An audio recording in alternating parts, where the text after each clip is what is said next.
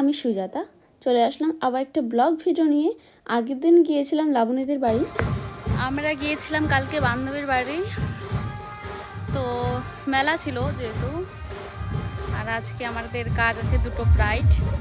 তো এখন দাদাকে দাদাকে নিয়ে আসছি, কারণ ওদের রাস্তাও টোটো চলে না আর আমাদের রাস্তা তো আরও চলে না। এখন ব্যাগটা তো বাড়িতেই আছে, নিয়ে আসছে আমার একটা কাকু। আর আমাদের রাস্তার অবস্থা এরকম হয়ে আছে, ওই জন্য যাচ্ছে না, যেহেতু বাইকে করে নিয়ে আসছে। তখন থেকে ফোন করছিলাম ওদেরকে, ওই যে চলেও আসলো। হ্যাঁ, চলেও আসলো ব্যাগটা নিয়ে আমার। এদিকে টুম্পা শোনা। আগের দিনে যেহেতু গিয়েছিলাম আমরা লাবণী আর আমার লক্ষ্মী বান্ধবীর বাড়িতে, তো সেই কারণে আমরা বেশি লেট না করে বেরিয়ে পড়ি আর বাড়ি যাওয়ার উদ্দেশ্যে। কারণ ওখানে বাড়িতে গিয়ে আমাকে একটা ব্যাগ নিতে হবে, মানে জিনিসের ব্যাগটা, তারপর আমি যাব। তো সেই কারণে আমরা এক জায়গায় দাঁড়িয়েছিলাম আর একজনকে বলা হয়েছিল ব্যাগটা নিয়ে আসার জন্য। আর আমার ফার্স্ট লোকেশন ছিল নিটেলঘাটিতে।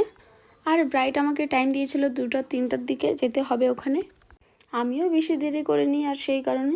আর টোটো করে যাওয়ার সময় ভুলেই গেছিলাম যে আমি ব্লগ করছি। তো পৌঁছে যাওয়ার পর যখন হেঁটে হেঁটে যাই ব্রাইডের বাড়ি, তখন ভিডিও ক্লিপ নিচ্ছিলাম।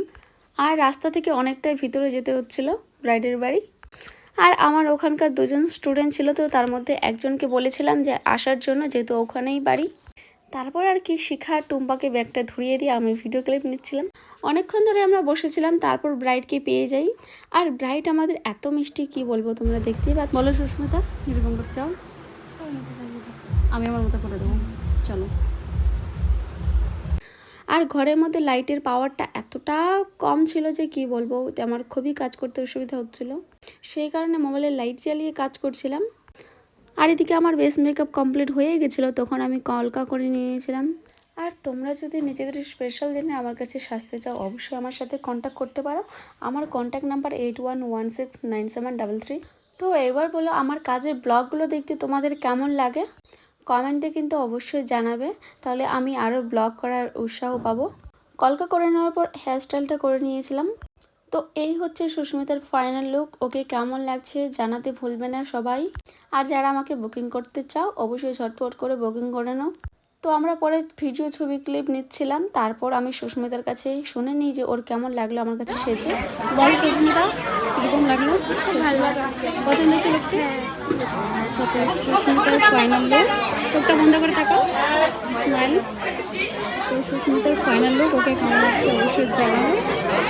তো আমাদের ফার্স্ট ব্রাইড কমপ্লিট করে আমরা এখন সেকেন্ড লোকেশনে যাচ্ছি। আর টুম্পাতে পুরো একদম মুন্নাটা বেঁধে নিয়েছি এখন খুব। আর শিখা আমাদের রেগে গেছে। কেন? এখনই তো ঠিক ছিল রেগে। কেন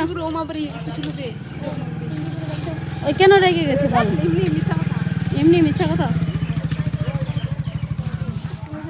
যখন আমরা ব্রাইডকে সাজাচ্ছিলাম তখন বৃষ্টি হচ্ছিল, তো সেই কারণে দেখো কতটা জল জমে গেছে। আর সবাই আমাদের দেখছিল অনেক হাওয়া করে। তারপর আরেকটা স্টুডেন্টের বাড়ি চলে আসি। তো ওকে কেমন ডাকাডাকি হচ্ছিল দেখো তোমরা।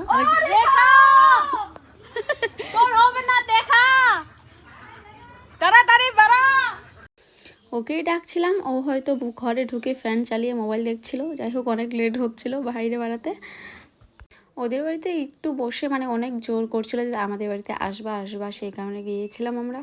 রাস্তায় এসে অনেক টোটোর জন্য অপেক্ষা করছিলাম, দেন টোটোতে করে চলে আসি ডিরেক্ট আমরা কদমতলা।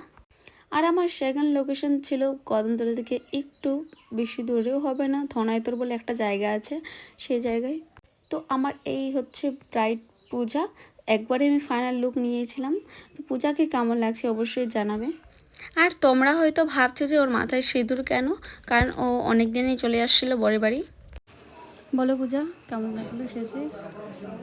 পছন্দ হয়েছিল একটু? আচ্ছা, তো পূজার ফাইনাল লুক আর পূজা আমার সেকেন্ড ব্রাইড। তো কেমন হয়েছে অবশ্যই জানাবে তোমরা। আর আমি পরে কোনো ভিডিও ক্লিপ বেশি নেইনি। এখান থেকে আমার আজকের ব্লগ শেষ।